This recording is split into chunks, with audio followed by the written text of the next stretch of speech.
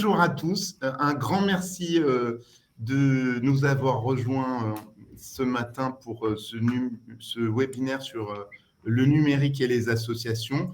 Donc, c'est vraiment le thème que l'on va avoir à traiter en 2026 à l'ordre des experts comptables. Et le champ des associations n'échappe pas à l'actualité chargée du numérique. Donc, on constate déjà dans nos cabinets que la place du numérique est croissante et augmente de plus en plus dans notre quotidien. On constate que dans les associations, et ça va être démontré au travers de ce webinaire, cette place du numérique est également croissante. Et bien sûr, tout ça transforme aussi notre relation entre cabinets et associations. Donc, il y a une transformation en profondeur de notre métier et de notre relation aux associations à travers le numérique. Et donc, c'est cet enjeu qu'on a voulu creuser aujourd'hui à travers ce webinaire. Alors, pour ce webinaire, donc, je vais vous présenter qui on a autour de la table. Donc, moi, c'est Karim Bongoura, donc je préside le comité association, et je suis entouré des meilleurs. Donc, là, on a, dans un premier temps, vous aurez un partenaire qui est maintenant indispensable au comité association, c'est Recherche et Solidarité, qui nous aide beaucoup à prendre un pas de côté, à mettre un pas de côté, à réfléchir aux sujets que rencontrent et aux défis que rencontrent les associations. Et donc, c'est Cécile Bazin, sa déléguée générale, qui nous accompagnera aujourd'hui pour nous présenter l'étude qu'ils ont faite avec Solidatech. À Solidatech, il y aura Boris Engel qui est parmi nous et qui vous présentera également l'originalité de sa structure et tout ce qu'elle peut apporter au monde associatif et aussi aux experts comptables. Et puis, je suis entouré de mon équipe du comité association avec Bénédicte Alba qui va vous présenter ses travaux et ses études sur la question du numérique, et Fanny Binot qui animera avec moi dans un deuxième temps le webinaire. Donc, je vous présente rapidement, avant de passer la parole à Cécile et Boris, je vous présente rapidement le sommaire. Donc, il y a 2 temps dans ce webinaire. Il y a un premier temps qui sera consacré à la présentation de l'étude qui a été faite par Recherche Solidarité et Solidatech sur le numérique, qui vient de sortir et qui est absolument passionnante.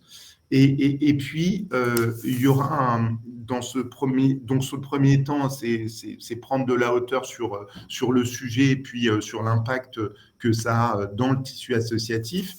Et il y aura ensuite, dans ce même temps, Bénédicte, qui a une double casquette, qui est docteur en économique, mais qui est également membre du comité association, donc qui a accepté de regarder ce que pouvait apporter cette étude et plus largement les études qui sont faites, que ce soit au niveau national ou européen, à notre regard sur cette problématique associative. Donc ça sera dans la première partie. Et ensuite, il y a une deuxième partie qu'on animera avec Fanny, où là, on va regarder plus de manière pour les professionnels, quelles sont les conséquences à avoir en tête et à bien mesurer quand on travaille dans un univers digitalisé. Et donc, c'est sur ce temps-là que Fanny vous apportera un éclairage précieux. Donc, merci à tous d'avoir répondu présent à cette invitation. on va démarrer donc avec Cécile. Juste avant de démarrer, je vous précise que dans le chat, vous pouvez poser des questions dans le fil du chat et que on sera un plaisir d'y répondre. Il y a un temps de questions qui est prévu à la fin de chaque présentation. Donc, il y aura 2 temps de questions, mais on prend les questions au fil de l'eau. Donc, n'hésitez pas à poser toutes vos questions dans le chat. Voilà, je te laisse la parole, Cécile, pour la présentation. Merci. Merci à toi, Karim. Bonjour à toutes et bonjour à tous. Je ne reviens pas trop sur Solidatech et Recherche et Solidarité, mais tout le travail, là, je suis missionnée pour vous présenter en une quinzaine de minutes l'essentiel des résultats de cette étude, mais c'est vraiment un travail collectif, et notamment avec Boris. Et il prendra la parole à la suite pour vous présenter, comme le disait Karim, tout ce que Solidatech apporte aux associations en termes d'accompagnement et de ressources. Donc, pour vous parler de cette étude, vous dire qu'on en est à la cinquième édition. C'est une étude qu'on a démarrée en 2013 en réponse à un appel à projet du ministère. Et tous les 3 ans, il nous a semblé indispensable de refaire le point sur la situation. Donc, la dernière enquête remonte au printemps 2025. 2285 responsables d'associations ont participé. Donc, c'est un très bel échantillon et très diversifié.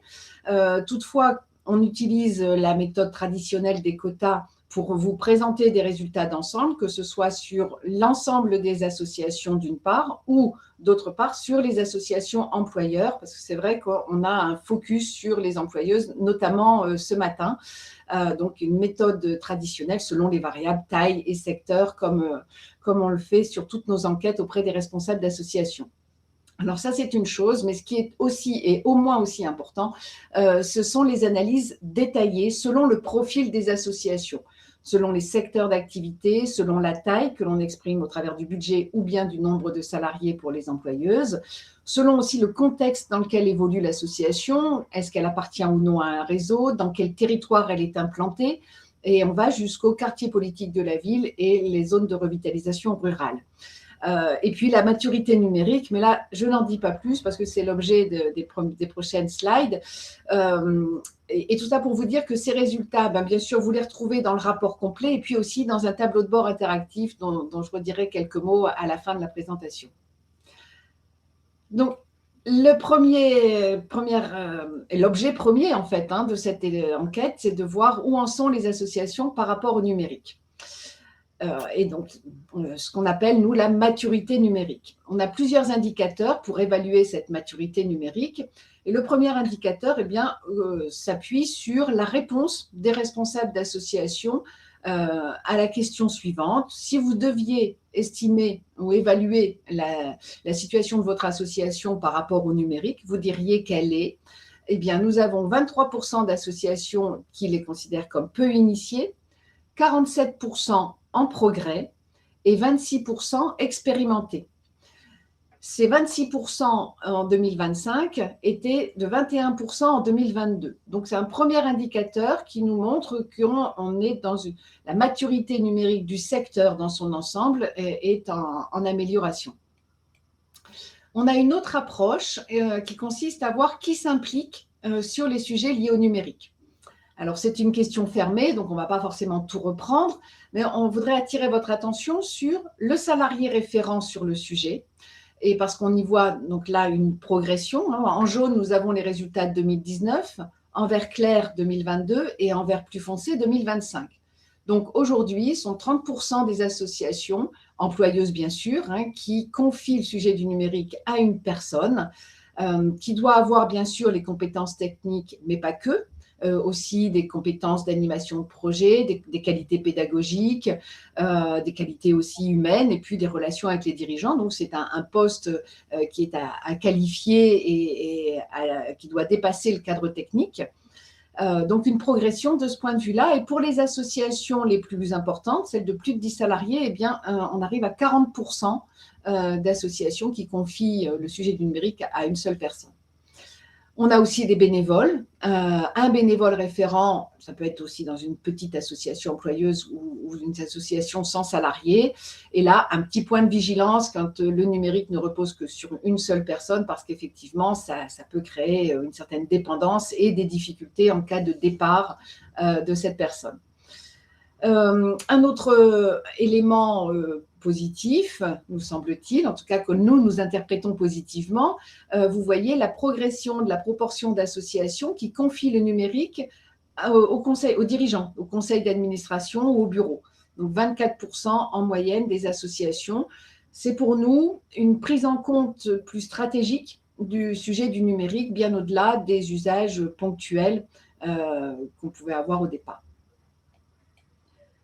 Une autre approche, toujours sur la maturité numérique, c'est est-ce qu'un budget est dédié au numérique dans l'association? Eh bien, dans la moitié d'entre elles, on le voit ici, dans 50% d'entre elles, oui, il y a bien un budget, mais pour des dépenses courantes. Dans 21% pour des dépenses d'investissement. Dans 24%, non, pas d'enveloppe dédiée, mais ce serait une bonne idée. Donc, on a vraiment là une prise de conscience de l'importance d'avoir ce budget dédié au numérique. Et puis dans 21%, ce n'est pas jugé utile. Il faut avouer que ça peut être le cas dans les toutes petites associations où on utilise juste le matériel des bénévoles, par exemple. Mais c'est quand même 9% des associations employeuses et ça peut poser question puisque Solidatech, Boris nous en parlera, mais c'est effectivement un besoin, même s'il existe des outils gratuits, mais c'est tout de même un signe de prise en compte de l'importance du numérique dans l'association et de maturité numérique. Un autre, et je crois dernier indicateur, c'est la proportion d'associations qui estiment ne pas avoir de difficultés sur le numérique. Elles étaient 16% en 2019 et elles sont 29% aujourd'hui. Donc, la situation s'est quand même nettement améliorée.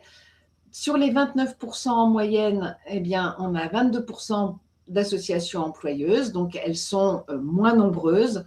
Et c'est vrai qu'elles elles utilisent des outils plus complexes, elles ont des besoins plus importants, et on peut comprendre que par rapport à une petite association, eh bien, il y ait des difficultés qui puissent apparaître en nombre plus important. Quel type de difficultés rencontrent les associations? Et depuis le début, depuis la première enquête, on a une première approche là, avec ces 4 dimensions, donc les difficultés d'ordre humain, d'ordre technique, d'ordre financier et d'ordre stratégique. Alors, au plan humain, toujours le même code couleur, 2019 en jaune clair, 2022 jaune plus foncé et là 2025 en vert. Eh bien, on voit une diminution des difficultés sur le plan humain, mais qui concerne encore 44% des associations. Eh bien, on n'est pas surpris, c'est déjà une bonne nouvelle de voir cette diminution, mais il reste bien sûr la fracture numérique, le besoin de monter en compétences, les difficultés liées aussi à des outils qui évoluent en permanence, et puis le besoin aussi de conserver le lien social, les relations humaines qui ont toute leur importance dans les associations. Les difficultés d'ordre technique. On voit que ce sont les seules qui ne bougent pas. On a toujours un tiers des associations qui s'estiment en difficulté. Eh bien, pas de surprise vraiment de ce point de vue-là, puisqu'on est sur des outils qui évoluent en permanence. On a des risques cyber qui augmentent. On a des besoins en maintenance. Enfin, sur le plan technique, si on peut s'améliorer sur tel ou tel outil, tel ou tel usage, eh bien, d'autres arrivent et engendrent des difficultés nouvelles qu'il faut tenter de résoudre. Sur le plan financier, nette amélioration également, puisqu'on passe de 41% d'associations en difficulté à 24%. Je ne m'étends pas sur le sujet. Et sur le plan stratégique, on avait vu en 2022 une progression des difficultés. Alors, on sortait de la crise sanitaire, d'une part, et puis on se disait aussi que ces difficultés croissantes devaient peut-être être positivement perçues comme le signe qu'on intégrait de mieux en mieux le numérique dans cette dimension stratégique. Il s'avère qu'en 2025, on a une petite diminution et on a 21% d'associations en difficulté. Vous avez en italique en dessous, là, les difficultés perçues par les associations employeuses. Et comme on l'a vu précédemment, eh bien, ces difficultés sont plus vivement ressenties de la part des associations employeuses pour les mêmes raisons de besoins plus complexes et d'outils aussi plus complexes. Alors, le numérique, pourquoi faire? Eh bien, nous n'avons pas de changement sur le top 3. On a toujours les trois principaux objectifs qui ressortent. La communication. Donc pour 80%, eh bien, si on utilise le numérique, eh bien, c'est pour mieux faire connaître l'association. C'est aussi pour 75% des associations pour améliorer l'animation du réseau, informer, dialoguer, mobiliser, fidéliser les parties prenantes de l'association. Et puis, 70% gérer plus efficacement les activités. Donc, le top 3 ne bouge pas, mais on a d'enquête en enquête une progression des objectifs. Et on le voit là en dessous par rapport à 2022. Eh bien, on a entre 5 et 7 points de plus en 2025. D'autres objectifs qui ont connu une forte progression, eh bien, c'est la recherche de financement et la collecte de dons qui concerne 33% des associations, là 10 points de plus par rapport à 2019. Pour ce qui est du travail collaboratif, 18% de plus par rapport à 2019 et on atteint là 57%. Là, effet crise sanitaire, beaucoup d'usages se sont multipliés et finalement, ces pratiques sont restées bien ancrées dans le fonctionnement des associations. Là, un focus sur les outils. Vous trouverez dans le rapport complet la liste des outils et on a fait un inventaire qu'on a essayé de faire le plus complet possible. Là, on a fait un extrait sur les outils de gestion humaine et financière avec d'une part la proportion des associations qui utilisent aujourd'hui ces outils. Ils sont indiqués ici. Et les premiers outils, ce sont d'abord les outils de paiement en ligne, 48%. Les outils de dons en ligne, 47%, un outil de comptabilité, 40%, un outil de pilotage financier, 40% également. Et puis après, on descend à 28% pour un système d'information RH, les outils de formation à distance, 24%, une plateforme de recherche de bénévoles, 19%, une banque en ligne, 12%, et une plateforme de crowdfunding, 6%. Donc, on voit les quatre premiers outils en tête. Et on voit ici à droite aussi le potentiel de développement à court terme, puisque là, c'est la proportion d'associations qui déclarent qu'elles pourraient l'utiliser demain. Donc 31% pour les outils de paiement en ligne. Donc ça fait près de 80% d'associations qui demain pourraient utiliser donc, ces outils de paiement en ligne. Je vous laisserai lire plus en détail ces résultats. Juste, Cécile, je me permets de t'interrompre parce que j'ai une question que je me pose. Et ces chiffres, ils sont bien sûr tout à fait intéressants pour nous. Ils sont très, très importants pour comprendre la maturité numérique des associations et puis leur pratique sur les thèmes qui sont les nôtres. Et l'interrogation que j'ai, c'est est-ce qu'il y a une différence entre les associations qui ont des salariés et qui sont un peu plus structurées et les plus petites associations? Alors, on a là à gauche les résultats pour les seules associations employeuses. C'est vrai que pour les besoins de cette présentation, on a fait un focus systématique sur les employeurs. Donc, on voit que pour les utilisateurs, c'est 50% outils de paiement en ligne et de dons en ligne, 60% pour la comptabilité, 52% pour les outils de pilotage financier. Et en fait, dans le rapport, il y a tout le détail. C'est-à-dire que vous trouverez non seulement la proportion d'utilisateurs, ceux qui pourraient utiliser demain, ceux qui n'en voient pas l'intérêt. Il y a, je crois, encore une autre approche. Et vous l'avez pour les associations employeuses et par tranche d'effectifs salariés. et aussi selon les secteurs d'activité, selon les territoires, comme je vous le disais en introduction. Voilà, vous avez des résultats très détaillés dans le rapport. Du coup, on va vraiment creuser ça. Par contre, je pense que ce qui était bien de rappeler, parce que c'est vrai que c'est écrit en tout petit et moi-même, ça m'avait échappé. Donc, ces chiffres concernent uniquement les associations employeuses, ce qui est déjà très intéressant comme filtre parce que c'est vraiment notre cible, notre marché, en fait. En fait, voilà, les employeuses sont là, ici, à gauche du tableau. Et là, dans le tableau général, qu'on a l'habitude de présenter, là, ce sont l'ensemble des associations.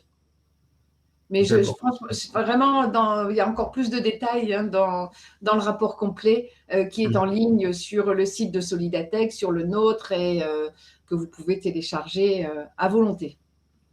Très bien. Alors voilà pour les outils. On reste aussi sur les outils, puisque en 2025, on ne pouvait pas ne pas évoquer l'IA, puisque l'enquête a démarré de mémoire au mois d'avril, et on en entendait déjà parler auparavant, mais il y a quand même eu un boom en février avec le Forum mondial. Donc, quand l'enquête avait lieu, on entendait beaucoup parler de l'IA, et il nous tardait aussi de voir où en étaient les associations par rapport à ces usages d'outils basés sur l'intelligence artificielle. Et je crois que, sans prétention, mais on a été les premiers à faire cet état des lieux, et on espère pouvoir le faire plus fréquemment. On ne pas attendre en fait notre étude de 2028 pour un nouveau point, parce qu'on voit bien que les choses évoluent beaucoup. Donc, pour ce qui est là des utilisations, donc, on est sur l'ensemble des associations, et à droite, vous avez là les associations employeuses. Et avant même ce webinaire, sachant que vous êtes très intéressés par les associations employeuses, mais sur ce sujet de l'IA, c'était pour nous essentiel d'avoir cette double approche, puisque les enquêtes nous montrent que, pour le moment en tout cas, ce sont surtout des usages personnels, mais pas que. Les associations, les salariés et les employeurs sont de plus en plus intéressés, et les usages se développent de plus en plus dans le monde du travail. Donc, c'était une double approche essentielle. Donc, on a 18% d'associations qui utilisent les outils basés sur l'IA au printemps 2025. 13% qui réfléchissent, 28% qui ne savent pas comment l'IA pourrait leur être utile, besoin d'accompagnement flagrant et qu'on retrouve aussi par ailleurs. Le sujet n'a pas encore été évoqué par 35% des associations au printemps 2025, un pourcentage qui doit être à la baisse, en toute logique, et puis 6% de non-réponse. Donc, à droite, on voit que les associations employeuses se sont davantage appropriées ces outils.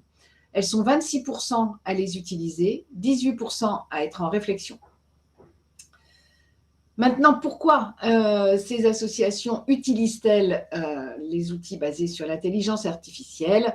En jaune, vous avez les résultats pour l'ensemble, et en vert, les résultats des seules employeuses. Pas de grande surprise, parce qu'on est finalement sur des usages classiques. Pour 70% des associations, c'est pour gagner en efficacité dans les tâches du quotidien. C'est aussi pour créer des supports de communication, internes ou externes, pour créer des documents pédagogiques.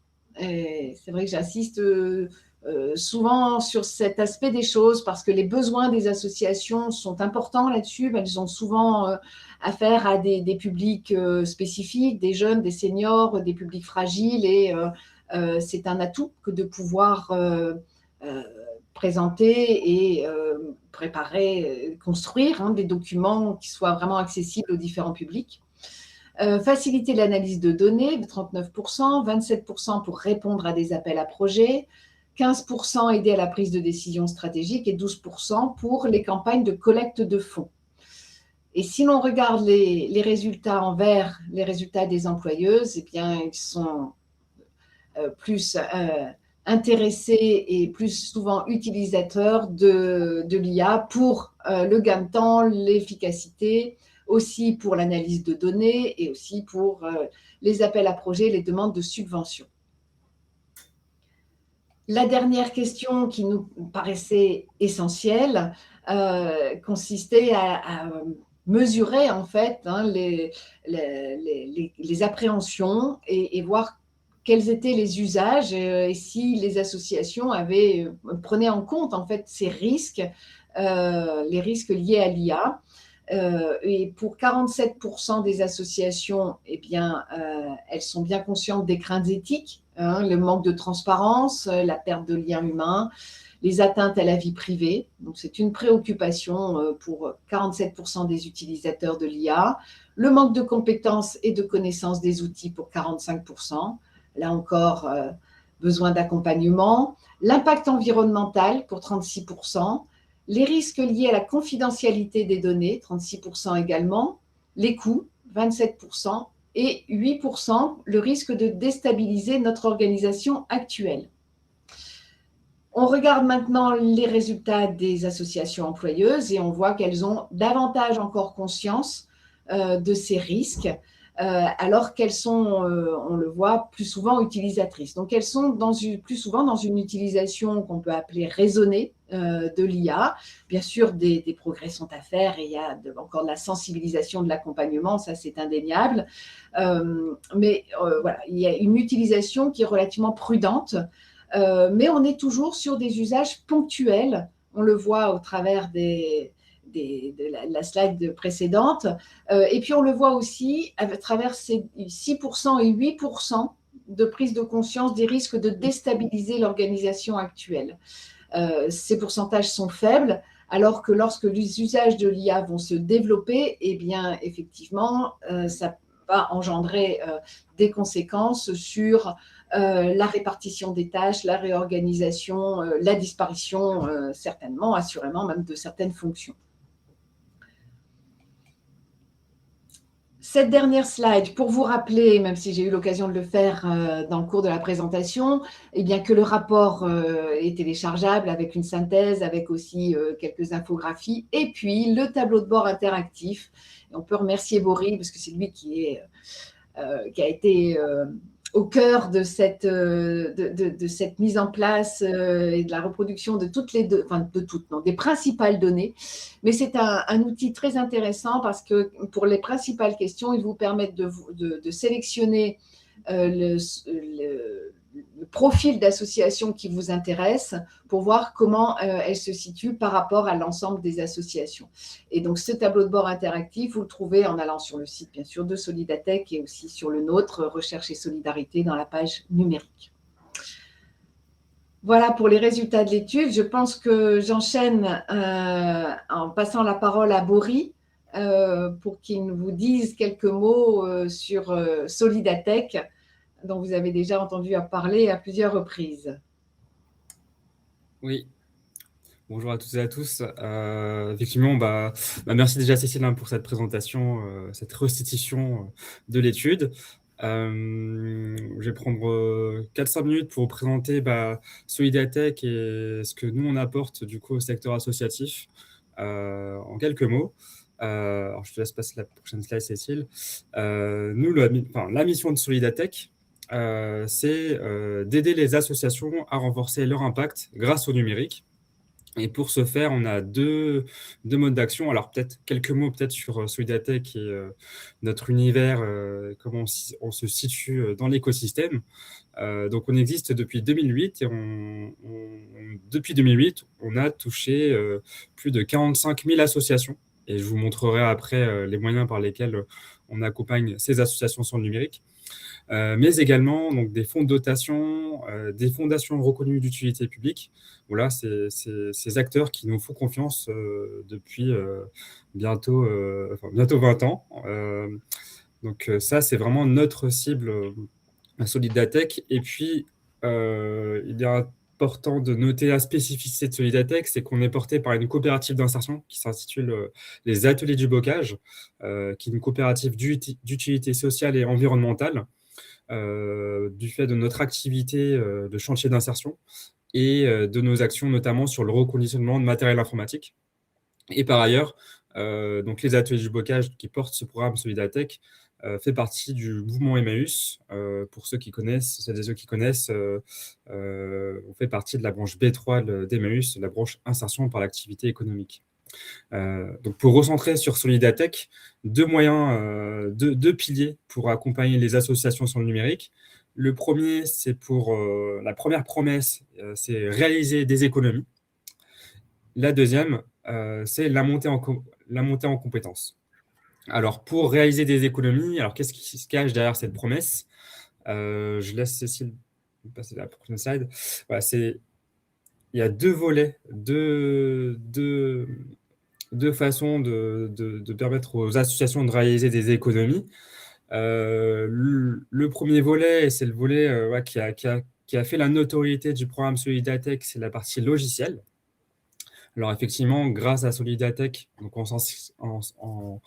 que ce soit par l'intermédiaire du site web et via la création d'un compte qui est gratuit, alors il est possible d'accéder à des solutions, soit des solutions qui sont gratuites et qu'on considère comme pertinentes pour le secteur associatif. On a la possibilité, en se créant un compte sur Solidatech, d'accéder à des solutions payantes, mais à des tarifs solidaires, à des tarifs réduits, et ce, sur différents sujets, différentes thématiques, telles que le travail collaboratif, la communication, la comptabilité également. On parlait tout à l'heure des enjeux techniques, de la cybersécurité. On a également des solutions de sécurité informatique. Voilà, on essaie de couvrir différentes thématiques qui nous semblent importantes pour le secteur associatif, avec des solutions adaptées, telles que Tall Spirit, AssoConnect, Kaspersky, qui sont mentionnés juste en dessous. Ensuite, sur le volet matériel, on a différentes façons d'équiper les associations en termes de matériel informatique. Alors, à travers à la fois du matériel reconditionné aux ateliers du bocage ou du matériel neuf par l'intermédiaire de partenaires tels que Dell ou Docamac sur des ordinateurs type Mac. Donc, on a différents outils, terminaux qu'on vend, donc ordinateur portable, unité centrale, MacBook, etc. Et sur le site donc, de Solidatech, il y a la possibilité effectivement de choisir son système d'exploitation, que ce soit du Windows, du Linux, du Chrome OS. Voilà, on laisse le choix aux associations sur le paramétrage du matériel en termes de système d'exploitation. Sur le deuxième volet, la deuxième promesse qui est d'aider les associations à monter en compétences sur le numérique. Alors là, il y a vraiment il y a différents formats qu'il est possible d'utiliser pour les associations, à commencer par notre pôle de formation. Nous sommes certifiés Calliope et nos formations chez Solidatech permettent aux associations de se former, de se sensibiliser sur les différents enjeux du numérique, sur les outils collaboratifs, sur le RGPD, sur la communication digitale, donc un ensemble de formations disponibles sur le catalogue.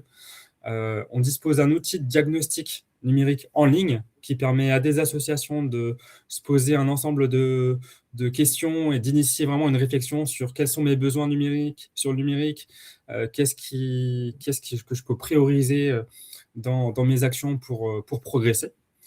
Et c'est gratuit. C'est gratuit, c'est en ligne. Donc, n'hésitez pas. Tout à fait.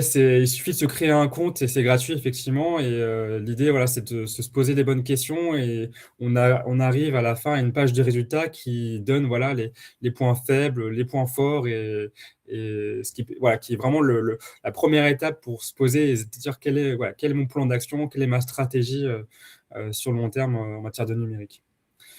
Toujours dans la même philosophie de se sensibiliser, connaître un peu les opportunités liées au numérique, on a un centre de ressources sur le site de Solidatech, donc avec différents articles. On a une newsletter qui permet aux associations de ne louper aucun bon plan en matière de logiciel ou en matière de sujets, typiquement sur l'étude. C'est vraiment le sujet sur lequel on a pas mal communiqué ces derniers temps. Les webinaires, tous les mois, on anime un webinaire, soit de présentation globale sur Solidatech, mais parfois on a des partenariats avec des acteurs, soit des éditeurs de logiciels, soit des acteurs qui vont venir sensibiliser les associations sur des sujets intéressants. Par exemple, l'année dernière, on a pu animer un webinaire avec cybermalveillance.gouv, justement pour vous parler des enjeux de cybersécurité, des bonnes pratiques, d'avoir des ressources justement sur des sujets intéressants pour les associations. Et puis pour terminer, on a deux projets qu'on porte chez Solidatech. Le CRDA numérique, donc on est centre de ressources pour le réseau des DLA, dispositif local d'accompagnement. Donc c'est un dispositif qui est porté par l'État au niveau des territoires, au niveau régional et départemental, pour accompagner des associations employeuses sur le modèle économique, sur l'organisation interne, etc. Et en fait, nous, on vient accompagner ce réseau des accompagnateurs sur les enjeux liés à la transition numérique. Donc, on porte ce centre de ressources depuis 2021. Et enfin, l'accélérateur. On a quelques projets financés, là en l'occurrence cette année par la région Nouvelle-Aquitaine, mais c'est au gré des financeurs. On accompagne également des associations sur des programmes, on va dire, moyen terme, sur des programmes d'accompagnement de 9 mois sous la forme de formation, de coaching. Justement, dans ce cadre de ces programmes-là, on les accompagne sur le diagnostic de leurs besoins sur le numérique. Donc, ça, ce type de projet, on aime le faire puisqu'on vient avec un financement et les associations peuvent bénéficier d'un accompagnement gratuit selon les opportunités de financement que nous, on arrive à récupérer. Donc là, une petite slide pour montrer qu'effectivement, derrière l'équipe de Solidatech, il y a toute une équipe dédiée pour répondre aux sollicitations des associations, que ce soit sur la partie logicielle, la partie formation, la partie accompagnement. Pour celles et ceux qui connaissent déjà Solidatech, notez toutefois une actualité sur la fin d'année, je vous transmettrai un lien. Il y a quelques évolutions quand même à connaître sur le programme Solidatech. Je ne vous en dis pas plus parce que ça nécessite vraiment un temps à part, mais je vous inviterai à regarder du coup nos actualités sur Solidatech, notamment sur la partie logicielle. Voilà, c'est pour celles et ceux qui connaissent déjà Solidatech, bien prendre en compte les évolutions qui vont arriver dans les prochaines semaines. Je ne vous en dis pas plus. Un grand merci, Boris, pour cette présentation. Donc, on va passer la parole maintenant à Bénédicte. Donc, je vous partage juste le nouveau document. Donc, et je passe la parole à Bénédicte.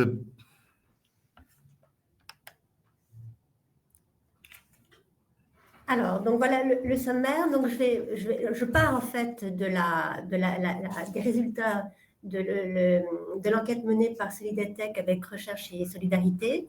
Et en fait, les questions à poser, c'est comment et pourquoi apprécier la maturité numérique des associations. Dans une deuxième partie, la maturité numérique et le rôle de tiers de confiance, et en particulier des experts comptables. Et j'ouvrirai quelques pistes d'avenir.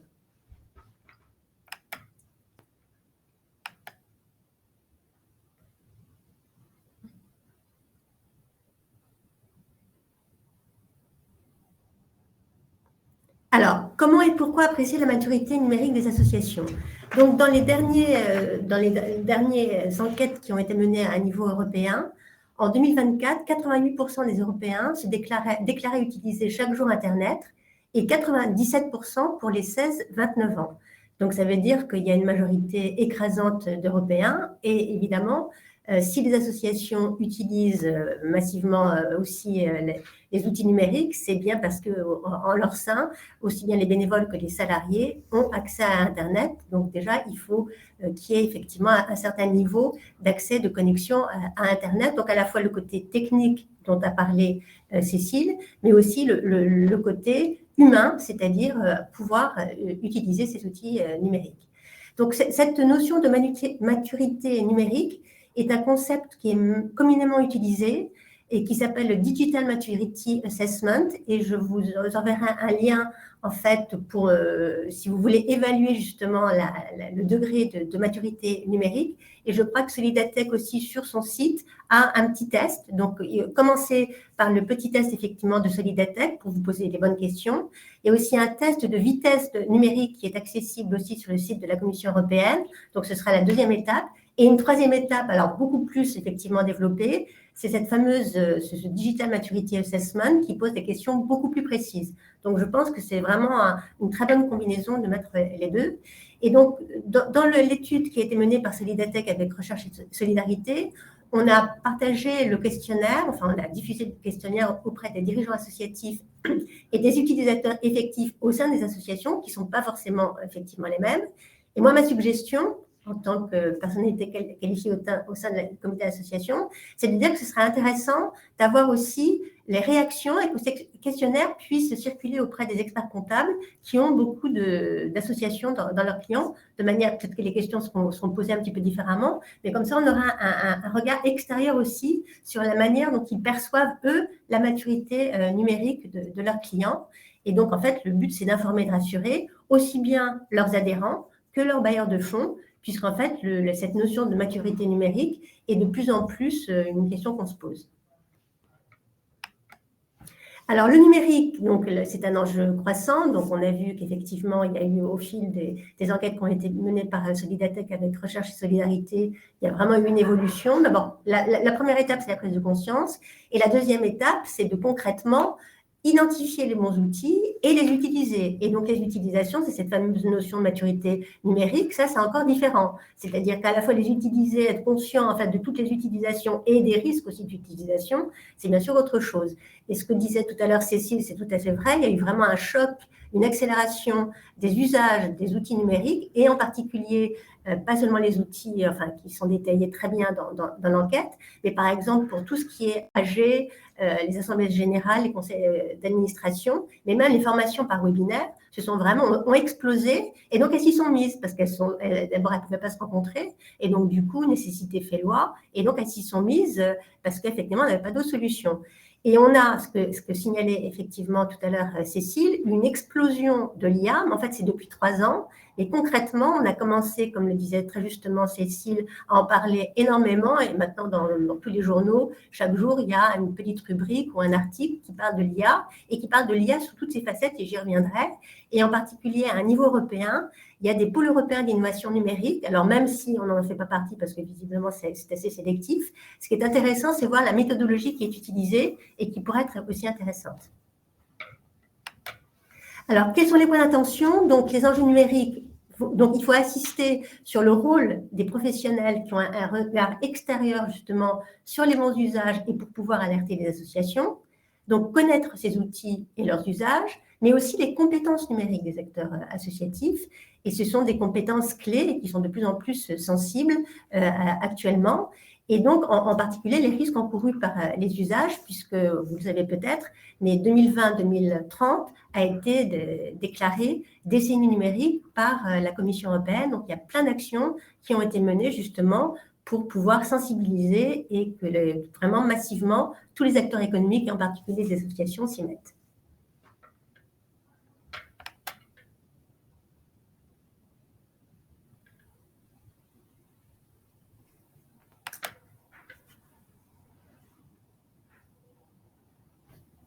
Alors, sur le rôle des experts comptables, donc le premier rôle, c'est d'identifier les outils numériques qui ont une incidence financière. Et là, en fait, Cécile avait déjà identifié dans l'étude qu'ils ont menée avec Solidatech les outils, vraiment toute la liste des outils. Donc, 70% des associations en 2025 utilisent les outils numériques pour gérer plus efficacement leurs activités, contre 60% en 2019. Donc là, on voit bien qu'il y a eu une évolution quand même qui a été très nette. Et en particulier, ce sont les logiciels de comptabilité, la gestion des adhérents, le suivi d'évaluation des actions. On verra avec, bien sûr, Karim et Fanny, la facture électronique qui va devenir obligatoire. Mais on a aussi tous ces petits logiciels dont on parlait. Par exemple, le logiciel de valorisation du bénévolat. Et qui sont aussi des logiciels qui sont accessibles directement. Et je pense, vous n'en avez pas parlé tout à l'heure, Boris, mais j'imagine que vous avez aussi identifié qui permettent de savoir le nombre d'heures bénévoles et de valoriser justement cet apport dans les comptes aussi des associations. 48% des associations utilisent des outils de paiement en ligne et donc 47% sur leur site. Donc là, c'est bien intégré vraiment dans leur outil à la fois de communication et puis aussi de gestion des activités. 40% des associations utilisent un outil de pilotage financier, donc là c'est un petit peu plus élaboré, et 40% un outil de comptabilité, et c'est précisément là-dessus qu'évidemment le rôle des experts comptables est particulièrement intéressant. Et 28% utilisent un système d'information RH, donc ça c'est qui a été aussi mentionné tout à l'heure par Cécile. Donc 33% des associations en 2025, et ça c'est effectivement une nouveauté, puisque ça a augmenté de 10 points par rapport à 2019, recherchent des fonds ou collectent des fonds en ligne. Et en fait, tous les appels à projets publics ou privés sont dématérialisés. Et évidemment, la meilleure preuve, ça a été donc les fonds européens qui ont été pionniers avec leur fameuse plateforme ECAS, qui sont aussi source de beaucoup de stress. Et je pense que même à ce niveau, l'intervention d'un tiers de confiance, et en particulier les experts comptables qui peuvent faire monter des dossiers, en particulier la partie administrative et financière avec les associations, serait vraiment extrêmement utile. Juste me permet une remarque des difficultés qu'on a au quotidien avec le numérique. Nous, quand on intervient dans les associations, on veut les conventions signées. Mais maintenant, avec les plateformes numériques, ils ne savent plus où sont les conventions. Un coup, elles sont en papier, un coup, elles sont en numérique sur la plateforme, un coup, elles sont dans un serveur, on ne sait où. Bon, donc, l'archivage numérique, c'est un vrai sujet avec cette numérisation des subventions. Et alors, pour les plateformes de financement participatif, c'est exactement la même chose, qui sont de plus en plus nombreuses, et voir justement pouvoir conseiller éventuellement sur les avantages comparatifs, effectivement, de ces plateformes. Et peut-être que Boris, vous faites aussi un petit peu cette sensibilisation. Et ce que vous soulignez très justement, c'est le potentiel qui est très sous-exploité, justement, de ces recherches de fonds en ligne. Alors, l'autre rôle vraiment majeur des experts comptables, c'est caractériser l'usage des outils numériques. Donc, le premier indicateur, comme l'a indiqué tout à l'heure d'ailleurs Cécile, c'est la taille de l'association. Donc, le premier point d'alerte, évidemment, plus l'association est importante, donc dont le chiffre d'affaires est important, plus effectivement elles font appel à ces outils numériques. Mais il y a aussi des associations de taille moyenne qui recherchent plus de financement en ligne, et en particulier, c'est le deuxième indicateur qui sont les secteurs d'activité, qui sont beaucoup plus connectés, et en particulier les ONG humanitaires qui, elles, font appel à des fonds internationaux. Et là, c'est encore plus effectivement développé. Donc, on voit tout de suite, en fait, par le profil des associations, celles, effectivement, qui auraient plus besoin, celles qui font appel à des fonds internationaux ou européens, où tout est dématérialisé, source de stress, et effectivement, où on peut éventuellement perdre les choses et voir, bien pouvoir, le suivi, en fait, de toutes les étapes et des outils, enfin, des documents qui sont nécessaires aux experts comptables. Là, l'entrée qui est proposée, elle est vraiment elle est très, très pertinente pour nous, puisqu'elle nous permet vraiment, dans notre approche des risques, quand on est commissaire aux comptes, en tout cas, de vraiment se poser les bonnes questions. Et même quand on est expert comptable, pendant la prise de connaissance du dossier, c'est des clés d'entrée vraiment très intéressant. Et le troisième indicateur sur lequel a insisté tout à l'heure Cécile, c'est aussi le profil des équipes. Et au sein des équipes, qui sera effectivement le bon interlocuteur, bénévole ou salarié d'ailleurs, ça dépend. Et effectivement, la génération Z est quand même beaucoup plus rompue aux usages des numériques. Et donc là, quel serait le bon interlocuteur pour avoir toutes ces données et suivre aussi justement les données.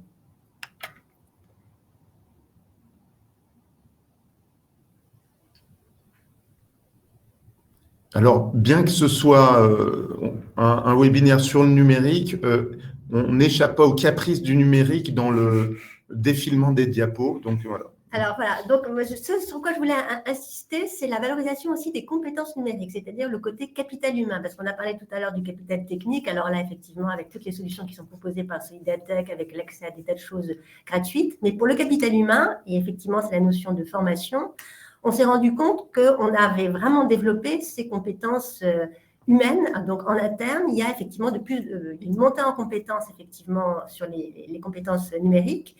Et donc, on est passé des compétences basiques à des compétences beaucoup plus expertes. Donc, les principales… Et en fait, les compétences numériques sont aussi classées à un niveau européen.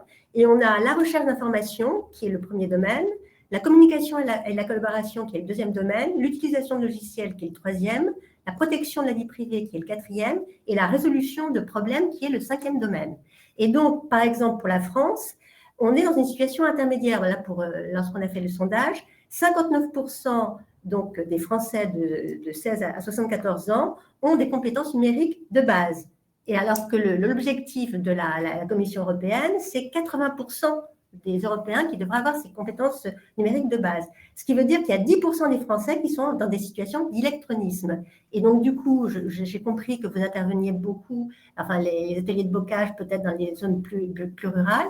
Et par exemple, typiquement, la probabilité, en fait, de ne pas avoir accès, ou bien pour des raisons techniques, ou bien pour des raisons humaines, aux outils numériques, eh bien, augmente effectivement avec la taille de l'agglomération et le niveau aussi d'éducation formelle. Donc ça, c'est important de pouvoir bien identifier aussi le profil donc, au sein des associations et évidemment et sensibiliser aux nouveaux risques parce que utiliser un outil numérique, c'est une chose, mais en revanche, être bien averti sur la cybersécurité, sur les risques informationnels aussi de bad buzz, savoir que lorsqu'on intervient au nom d'une association, il faut être extrêmement prudent. Et un bad buzz peut avoir une incidence en termes d'image. Donc, la liste des outils numériques qui ont une incidence financière qui a été parfaitement faite par votre étude, là, en fait, il faut aussi bien sensibiliser à ce risque qui peut avoir une incidence financière. Et plus les outils sont perfectionnés avec des compétences numériques développées, plus le risque est élevé d'une mauvaise utilisation. Et il faut être encore plus prudent avec des protocoles et donc bien se mettre en phase justement avec des experts comptables ou commissaires aux comptes sur justement les protocoles à suivre puisqu'on est effectivement plus une cible dans ces cas-là.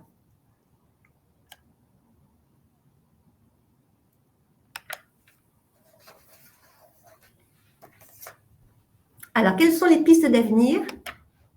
Donc, alors, la première, c'est la vigie réglementaire. Donc, il faut sensibiliser et rappeler le cadre légal et réglementaire. Tout à l'heure, Cécile, bien sûr, la première chose à laquelle on parle, c'est effectivement la RGPD sur l'utilisation et la confidentialité des données confidentielles, données sensibles. Donc, les trois principes, transparence, loyauté, idicéité, évidemment. Et 7 droits, être bien conscient des 7 droits qui sont liés à cette RGPD. Accès aux données, rectification de ces données, effacement, donc droit à l'oubli, portabilité, donc on peut transférer aussi, limitation, opposition et information. Donc là, il faut bien expliquer en fait toutes les facettes de cette RGPD. Alors, le DSA, c'est le règlement sur les services numériques européens qui encadre donc les activités des plateformes et donc qui ont été appliquées depuis février 2024. Mais est-ce qu'on est bien au courant des obligations à connaître pour se protéger des mauvaises surprises et quelles sont les voies de recours? Et en particulier pour la France, c'est l'ARCOM qui est le coordinateur des services numériques justement pour ce DSA. Alors, pour l'IA, évidemment, qui a explosé, donc il y a eu ce fameux règlement européen qui a été adopté en mai 2024, qui entre en vigueur l'an prochain. Donc, évidemment, c'est là qu'il faut encore plus alerter.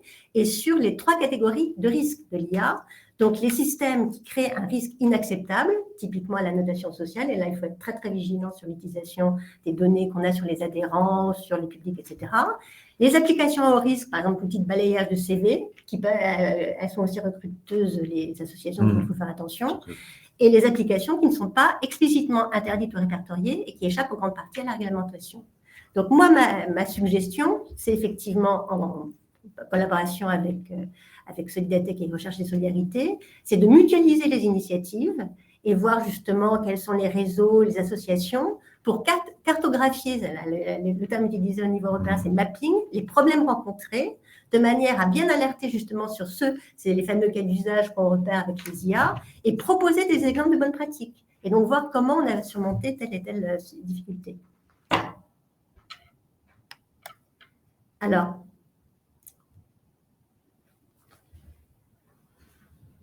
la deuxième piste, c'est l'approche assurance qualité, donc suggérer une labellisation des associations, qui pour l'instant n'a absolument rien d'obligatoire, c'est juste un consultatif. La labellisation, en fait, ce serait une attestation qui serait accordée aux associations en fonction de leur maturité numérique, donc voir s'il y a un espace numérique fiable et qui pourrait être délivré par l'expert comptable. Donc typiquement, sur la base, par exemple, du questionnaire qui a été diffusé par... on ne lui a rien soufflé, on ne lui a rien soufflé. Et en fait, je me suis totalement inspirée de ce qui est fait pour le bénévolat. et voir justement la liste, effectivement, avec le profil et ce qu'on fait. Donc, des outils numériques, la liste des outils numériques qui sera recensée sur la base, effectivement, de ceux qui ont déjà été listés par l'enquête. Donc, logiciel de comptabilité, logiciel de valorisation du bénévolat, les outils de paiement en ligne, les collectes de fonds, quelles plateformes sont utilisées. Donc, on a une vision parfaite et l'utilisation aussi. Donc, c'est à la fois les outils qui sont utilisés, mais quels sont leurs usages et éventuellement, on voit qu'effectivement, et ce que disait tout à l'heure Karim, c'est typiquement ça, quels sont les éléments clés, les documents signés, les conventions auxquels on doit avoir accès très facilement.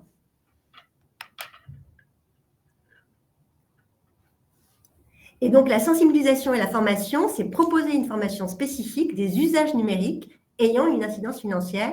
Donc, recenser les outils, c'est ce que je viens de dire, et l'utilisation pour préparer donc avec les comptes. Donc, ce sera un document annexe qui permettrait de lister tous ces outils, les plateformes et puis aussi donc leurs usages.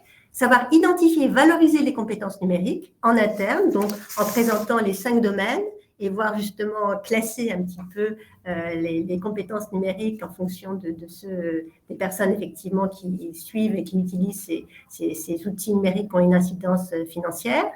Savoir identifier les risques juridiques et financiers des usages des différents outils, donc confidentialité, cybersécurité, harcèlement, et éventuellement pouvoir leur dire attention, faites ci et faites ça, et faire des suggestions. Et puis utiliser sans risque l'IA, donc dans l'esprit des pôles européens d'innovation numérique. Alors, donc, ma dernière slide. Donc, la maturité numérique sûre et pérenne. Donc, en fait, c'est l'idée des tiers de confiance pour les associations, donc pour les outils numériques et non pas génériques. Donc, meilleur partage des informations sur les outils et sur les usages des outils numériques, donc l'esprit de community building. Et donc, typiquement, c'est ce que je disais en introduction, que l'enquête de recherche solidarité menée avec Solidatech soit actualisée, donc qui est actualisée régulièrement tous les 3 ans, pour associer dans son questionnaire donc les experts comptables, mais sur une base effectivement plus régulière, où on envoie, par exemple, auprès des clients, des experts comptables, une sorte de petit test, enfin de petits questionnaires auxquels elles puissent répondre.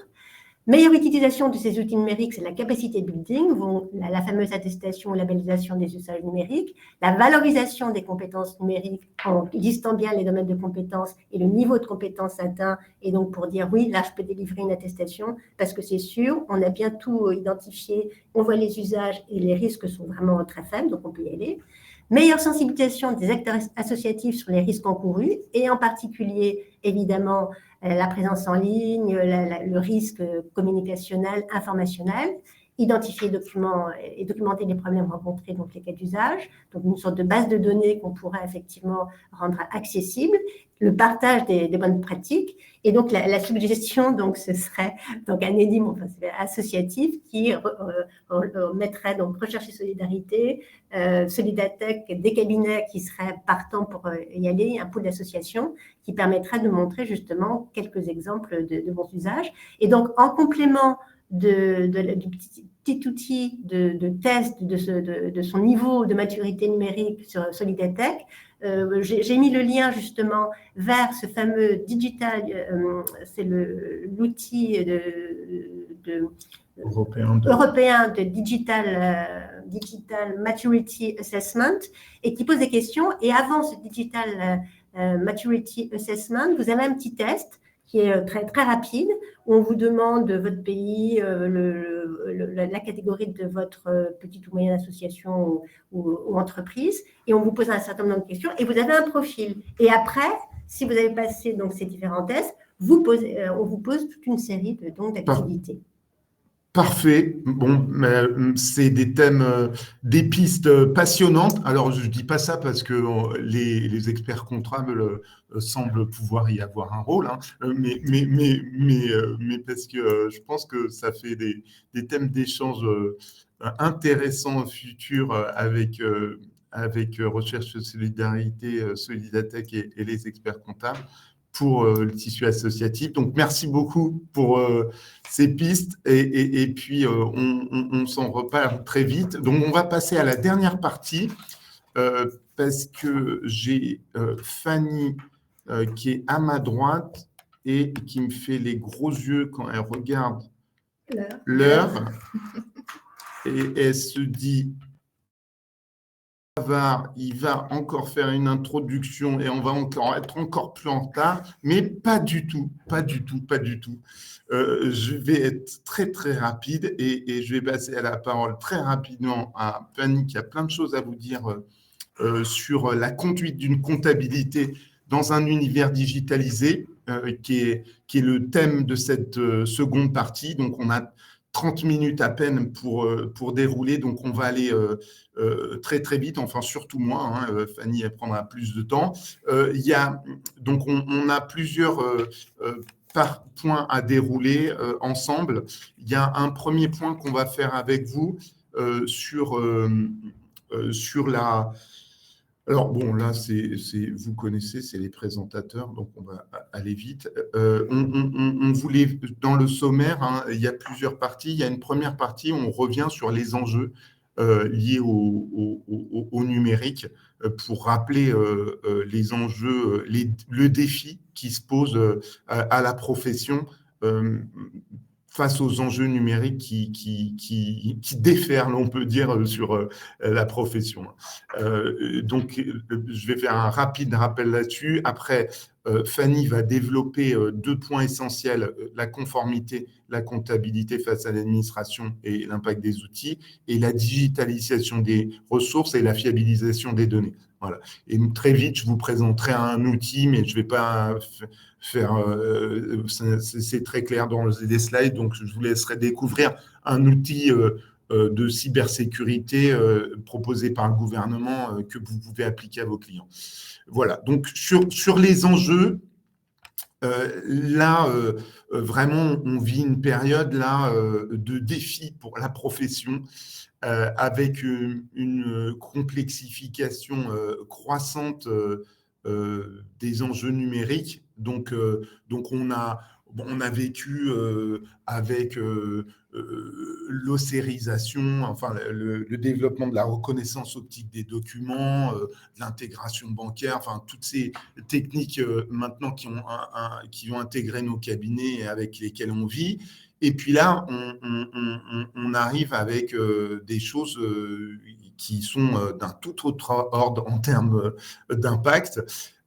C'est la facture électronique et puis l'IA qui sont des transformations majeures pour notre cabinet.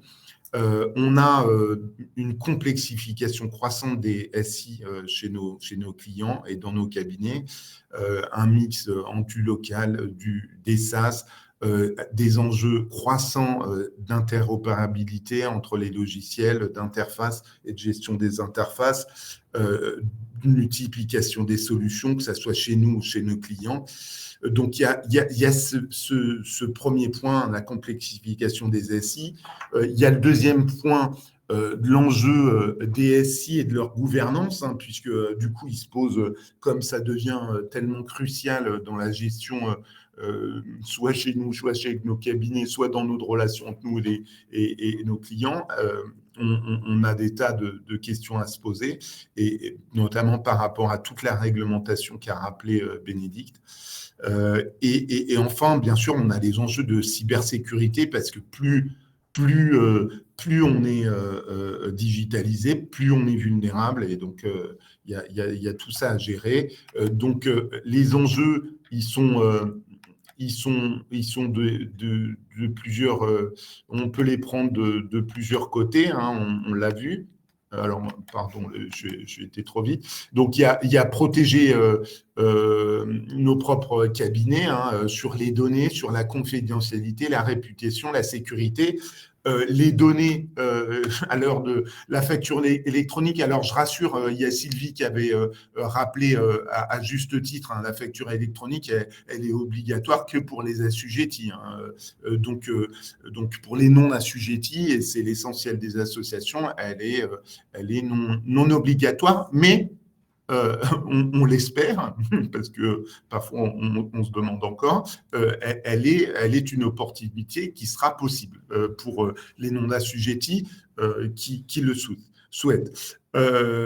Donc, je vous parlais de la facture électronique parce que sur les données, la question de la propriété des données notamment, bon là, on commence à s'en poser des sérieuses avec la facture électronique, mais aussi avec les logiciels tout en un qui se proposent à nous, qui sont merveilleux, qui font tout, mais on ne sait plus à qui sont les données, on ne sait plus à qui sont les clients même. Donc, il y a plein de questions pour nos cabinets. Ensuite, il y a bien sûr des questions chez nos clients qui nous amènent à leur proposer d'évaluer et leur proposer de les accompagner sur tous ces enjeux, que ce soit les enjeux de maîtrise de leurs outils, des interopérabilités, des contrôles d'exhaustivité, de la cybersécurité. Enfin, il y a plein d'enjeux et d'opportunités aussi de nouvelles propositions à nos clients en phase avec ces nouveaux enjeux. Voilà, et donc j'ai tenu parole, j'ai presque été aussi rapide que je l'avais dit, et donc c'est à Fanny de vous présenter la suite. Alors, juste en introduction, pour répondre à la question de Vincent, effectivement, la facturation électronique, pour les non-assujettis, il faut le voir aussi comme une opportunité de structurer ces procédures, notamment la procédure achat, et de mettre en place tout un workflow de validation derrière. Donc, je suis tout à fait d'accord avec vous, Vincent. Alors, nous, on va revenir sur des sujets un petit peu plus terre à terre, puisque dans nos clients ou dans nos associations, on a souvent des associations qui viennent nous voir en disant, bah voilà, moi, je suis ma comptabilité sur Excel, je suis ma comptabilité en comptabilité de trésorerie. J'ai même une fois une association qui est venue me voir et qui suivait sa comptabilité sur un fichier Word et qui écrivait « Aujourd'hui, j'ai encaissé tant ». Donc finalement, quelles sont les obligations et le niveau de comptabilité qu'il faut tenir pour une association? On va voir que finalement, la clé d'entrée, elle est souvent liée à la fiscalité.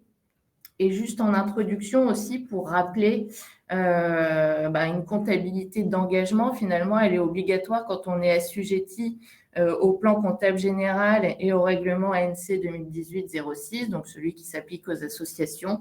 Et donc, pour savoir si on rentre dans le champ de ces obligations de comptabilité développées, il convient de se rapprocher, de relire en fait l'introduction du règlement ANC 2018-06, ou bien par certains textes de loi, type les organismes de formation ou autres, qui précisent explicitement qu'on doit établir un bilan, un compte de résultats et une annexe conforme au plan comptable général. Donc, pour savoir déjà quel niveau de comptabilité je dois tenir, il faut que je me reporte soit au règlement comptable, soit au texte de loi qui s'applique à ma structure, mais du coup, on reviendra sur un descriptif plus détaillé sur le webinaire d'arrêté de compte qui aura lieu à la rentrée.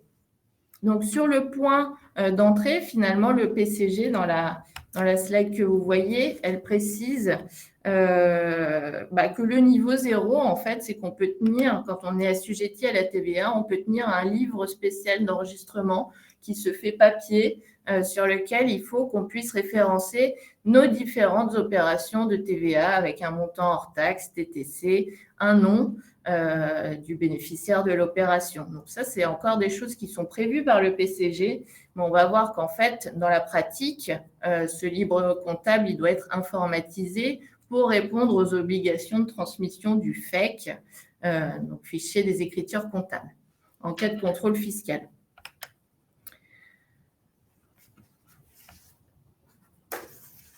Le fichier des écritures comptables, donc un rappel des règles générales, en fait. Donc, si on tient une comptabilité sur des moyens informatisés, donc avec des logiciels de comptabilité, le contribuable, il doit être en mesure de présenter ses documents comptables, donc notamment le FEC, sous forme dématérialisée, dès le début des opérations de contrôle. Donc, en pratique, toutes les entités soumises à l'obligation de présentation des documents comptables, donc de tous ceux qui sont soumis à l'obligation de tenir une comptabilité conforme au PCG, qui tiennent cette comptabilité de façon informatisée et qui font l'objet d'une vérification de comptabilité, doivent pouvoir fournir le FEC. Donc ça, c'est la règle générale. Par contre, pour les associations, on va voir que, étant la plupart du temps non assujetties ou partiellement assujetties, les obligations diffèrent un petit peu. Donc, pour ce qui est des associations ou autres organismes à but non lucratif, parce qu'on parle d'associations par simplification, mais on englobe le reste des structures dites non lucratives, si elles sont soumises donc, à cette fameuse obligation de comptabilité d'engagement, c'est pour ça que finalement le point d'entrée de savoir quelle entité est obligée de tenir une comptabilité conforme au PCG, il est hyper important.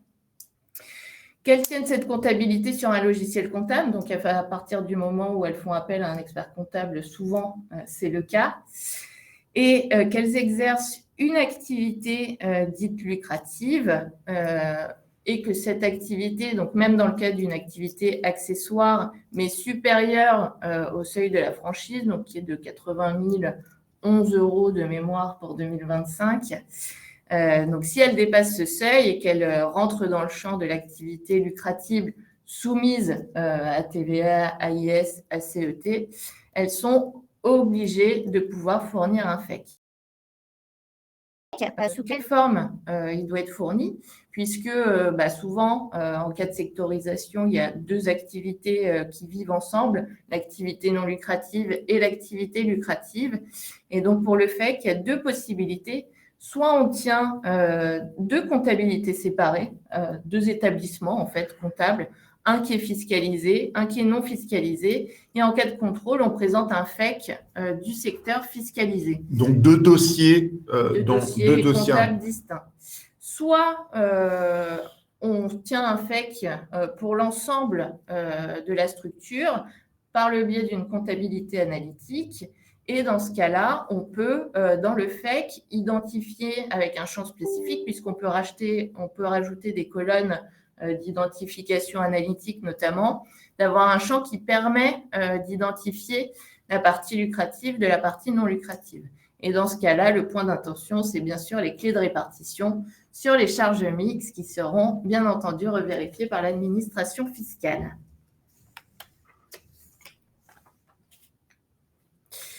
Et ça, pour le FEC, ce que je viens de vous présenter, c'est repris dans le guide de l'Ordre des experts comptables qui était paru à l'époque sur le FEC et dont la validation de cette prise de position a été faite par l'administration fiscale.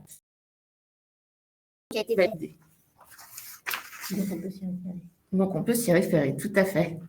Le point important aussi, alors qui est plutôt un point qui va fortement évolué avec la facturation électronique, c'est la piste d'audit fiable.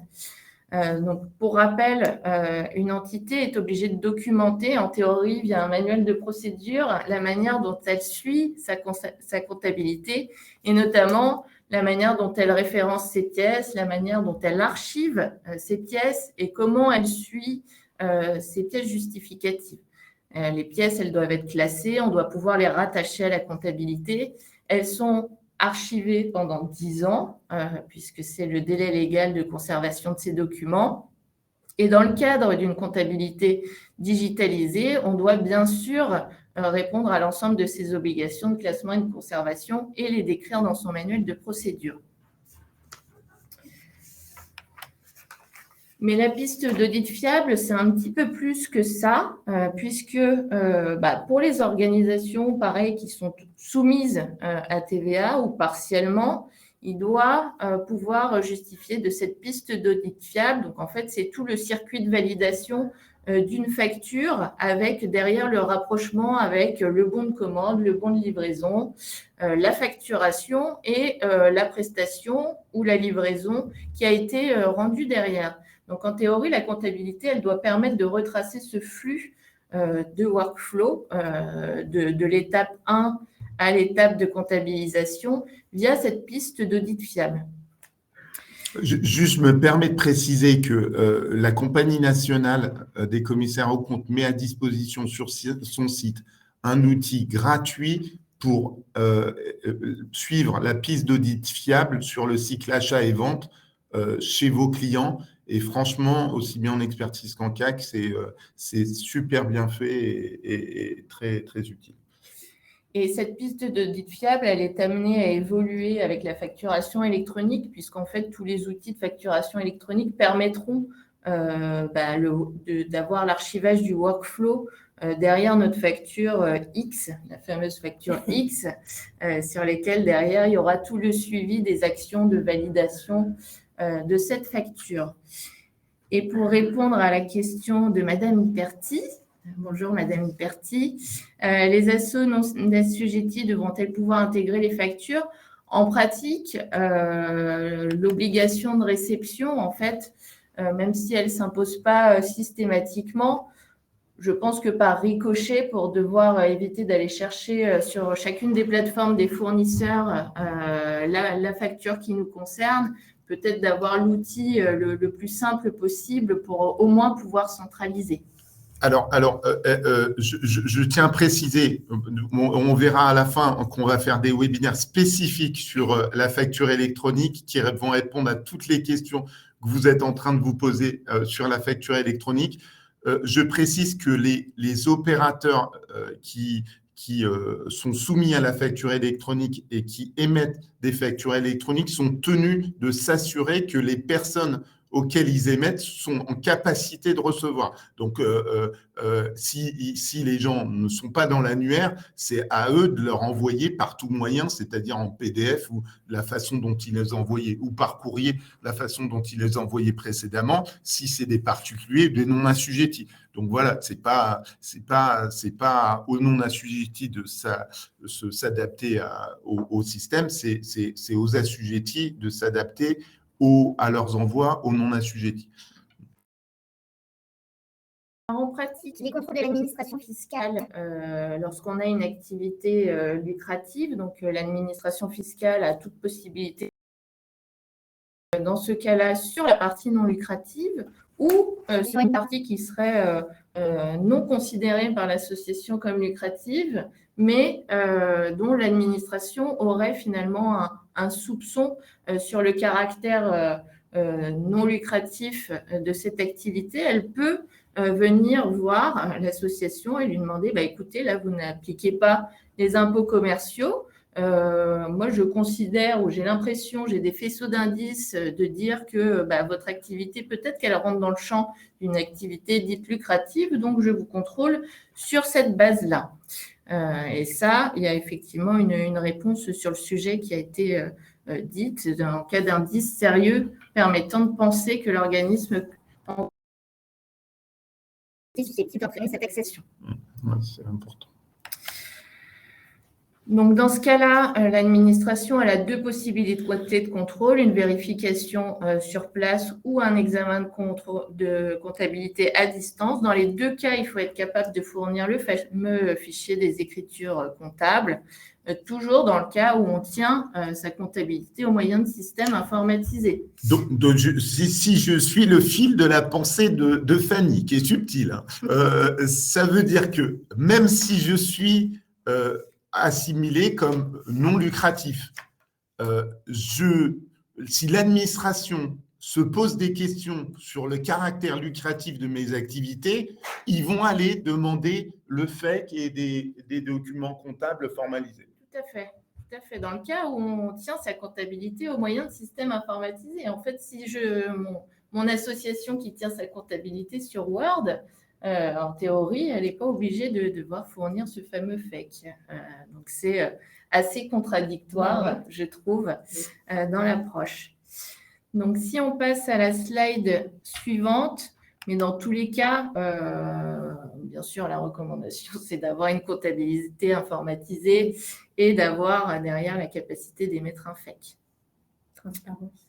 Transparence financière oblige et on le voit aussi, donc là on a parlé d'activité lucrative, maintenant on va parler du régime du mécénat qui lui aussi nous fait rentrer dans le champ des contrôles de l'administration fiscale et de la piste d'audit fiable, puisque finalement, le premier contrôle qui était prévu par l'administration fiscale, qui était un contrôle de concordance et de cohérence, et qui était le seul contrôle possible avant la loi dite séparatisme de 2021, qui était un contrôle sur pièce, en fait, de délivrance des reçus fiscaux et de s'assurer que le reçu fiscal est en cohérence avec la comptabilité, qu'il y a un numéro, une numérotation chronologique des reçus fiscaux qui sont en adéquation avec la comptabilité, qu'ils sont bien conservés pendant une durée de 6 ans. Et donc, l'administration fiscale venait vérifier la cohérence de nos reçus avec la comptabilité.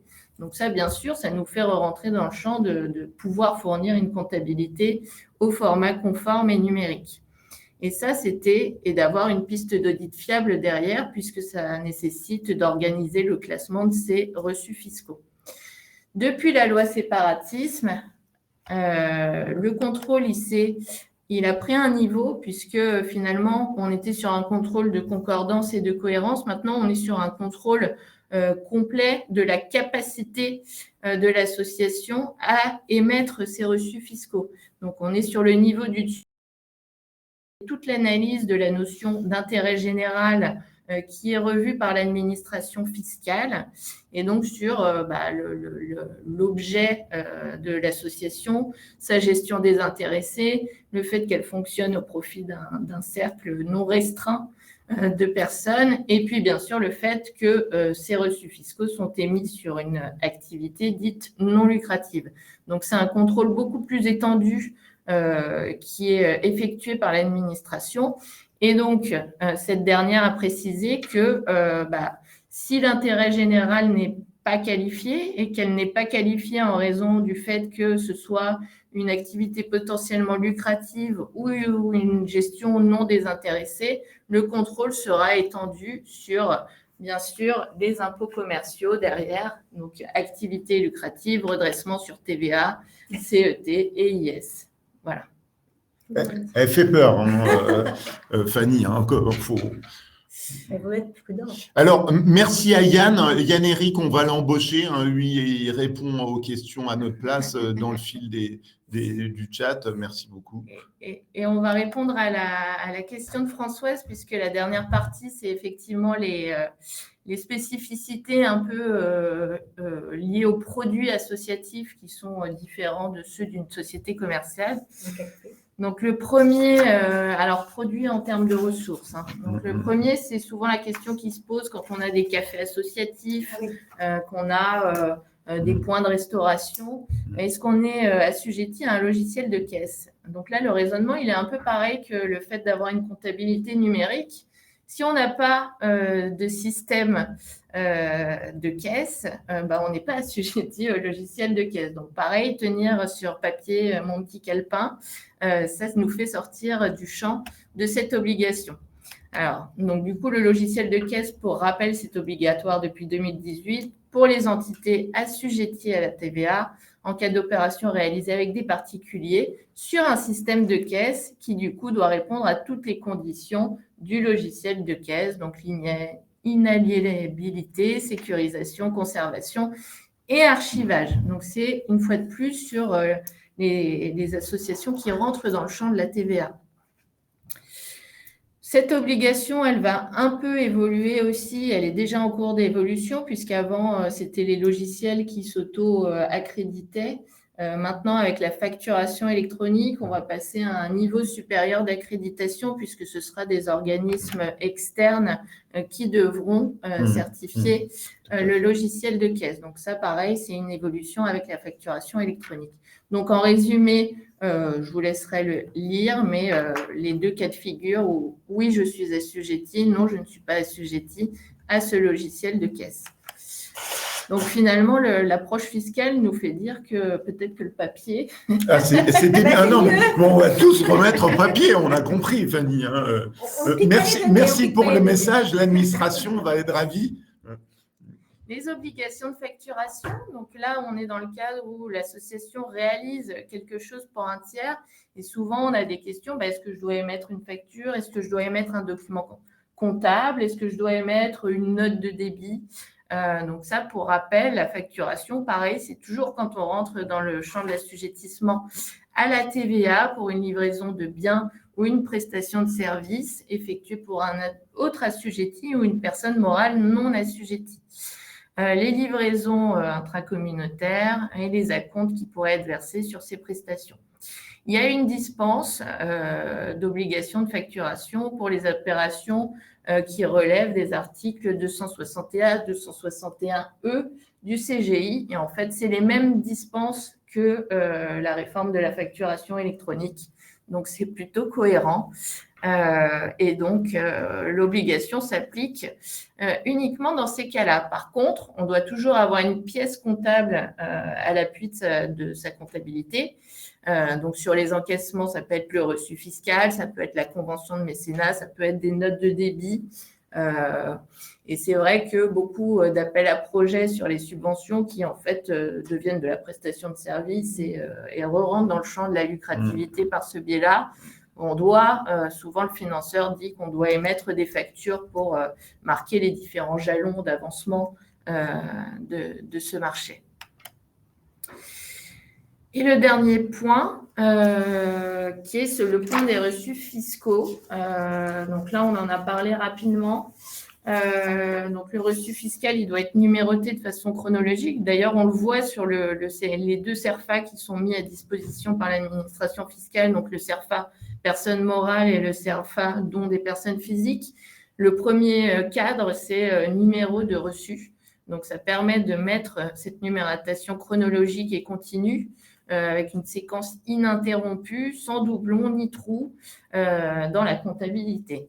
Et la question de Françoise, effectivement, quand on a des multiplateformes type Helloasso ou autres qui ont des propres chronos de reçus, donc ça, la CNCC a fait une réponse sur le sujet pour évoquer effectivement les cas de figure des multi-chronos dans la comptabilité.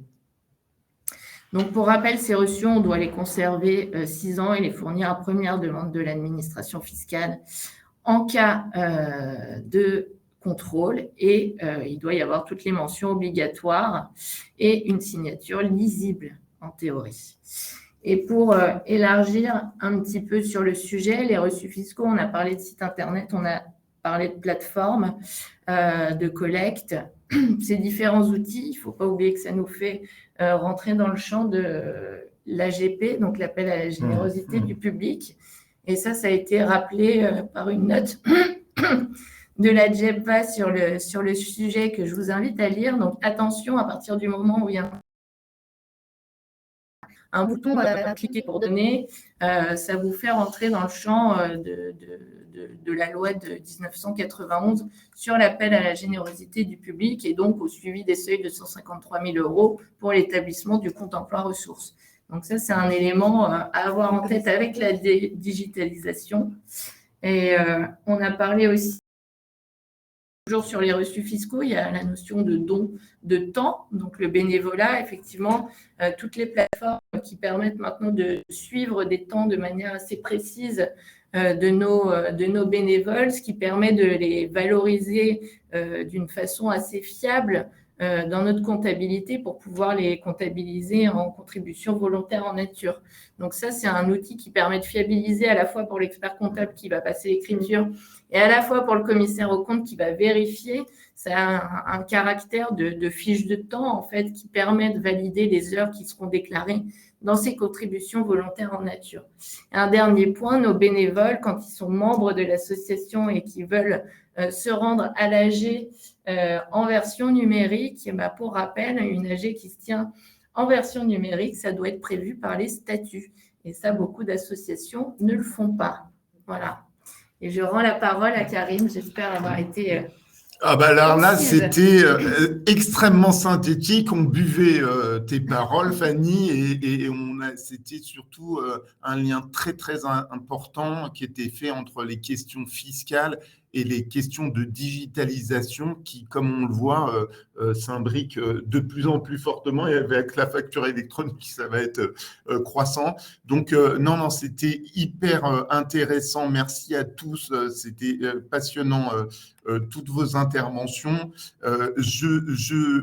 Alors, déjà, un grand merci à nouveau à tous. Et avant de conclure, je voulais vous dire que vous aurez vos réponses à toutes vos questions fiscales que vous nous posez, puisque là, je vois dans le chat, qu'il y a quand même beaucoup de questions fiscales qui se posent, et c'est souvent le cas. Donc, on en a tiré les conclusions au sein du comité. Donc, on organise de manière, pour la première fois, on va organiser un webinaire avec la direction régionale des impôts d'Île-de-France, les personnes qui sont en charge du suivi des associations, des fondations, des fonds de dotation au niveau de la direction régionale des impôts. Donc, on va tenir probablement en février, on vous dira la date, elle n'est pas encore arrêtée, on vous tiendra au courant très, très vite. On fera donc un webinaire avec l'administration où ils répondront en live à toutes vos questions. Donc, je vois des questions autour des reçus fiscaux, il y a des tas de questions autour du mécénat, autour de la facture électronique. Alors, facture électronique, on mettra un petit peu de côté, hein. Ça sera vraiment les questions fiscales hors facture électronique. Donc, il y a bien sûr notre rendez-vous annuel, arrêté des comptes annuels des associations, fondations, fonds de dotation. Ça, c'est le 6 février 2026. Et puis, il y a 4 webinaires qu'on va consacrer à la facture électronique dans le monde de l'ESS. Donc, les associations, les CSE, les organisations syndicales, enfin, tout le monde de l'ESS. Donc, la facture électronique dans l'ESS, le premier, c'est le 12 mars, mais on va faire 4 webinaires avec nos partenaires de compta online, l'administration fiscale également qui participera. Donc, c'est vraiment des temps importants de l'année 2026.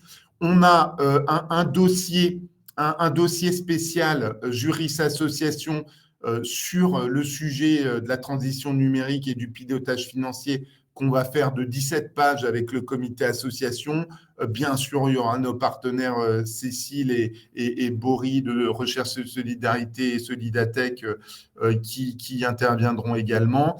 Et enfin, on a notre journée du monde associatif le 8 juillet 2026 et on va encore traiter de la transition numérique. Donc là, si vous n'en avez pas entendu parler, ça va être encore à nouveau. Et peut-être pour vous faire patienter, comme il y a énormément de questions sur la facturation électronique, l'administration fiscale a publié une fiche en septembre 2025 qui est dédiée aux associations. Donc, vous pouvez la lire, elle est en libre consultation. Tout à fait. Ça sera le mot de la fin. Merci à tous. À très vite. Au revoir et bonne fête à tous. Joyeux Noël.